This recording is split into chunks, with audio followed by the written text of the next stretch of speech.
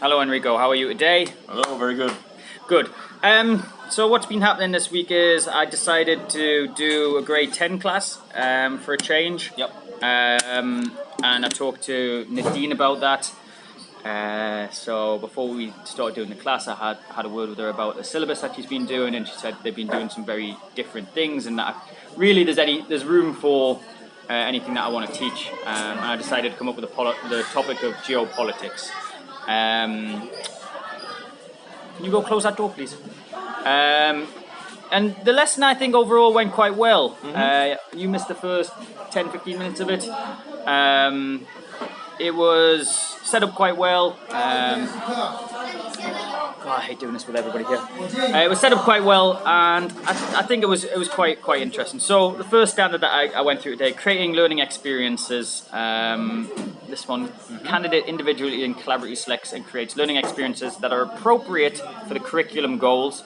Well, as Nadine had already shown me the curriculum and what they were up to, then I think it was sort of in line with what they'd been learning. Yeah. And content standards, as well as being relevant to the students. I feel like I created some relevance to them because we included China as one of the countries that they were supposed to talk about, and students got to learn about the geopolitics of China from that. So it's relevant to their lives, considering they live in China, of course. Sequencing of learning experience. Candidate develops and implements appropriate sequencing of learning experiences to help students learn at high levels.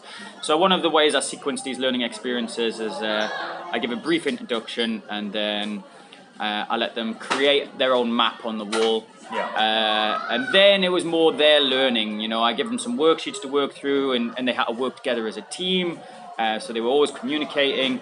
And that way they were learning about geopolitics themselves. And then finally, I let them talk, and then I give them the world's point of view at the end. So it was all sequenced in a way that they got a nice brief introduction, and then they did most of the learning themselves. Right, yeah. So I thought that worked quite well. Planning instruction, candidate effectively uses formative assessment data.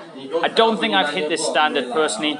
I didn't ask Nadine for the summative and formative assessment data, which I should have done, but I have hit it on the basic level. Candidate plans instruction by developing lesson plans. I really didn't know anything about this class before I started. It was the first time I taught this class. I didn't even know their language level, which is one of the issues. I really should have went into more detail with Nadine about some of their assessment data, but I don't think it would have benefited me a lot in that lesson so much. Please, thank you. Evidence-based strategies. I apologize on this video. We're very pressed for time today, so kids are in and out. Evidence-based instructional strategies. Candidate uses evidence-based instructional strategies, resources, and technological tools to effectively plan instruction and differentiate to meet diverse learning needs. Let me tell you now, I spent 2 days planning this lesson pretty much. I was running around trying to find colour printing shops. I did the Prezi presentation, which it's a nice change from PPTs, it really is. It's very dynamic in that way. I really enjoy using them. So I feel like I have hit that standard. I wish, and I always feel this way, I could have more technological tools in the classroom for students to use. Yeah, it'd be nice. It would be nice. But unfortunately I didn't.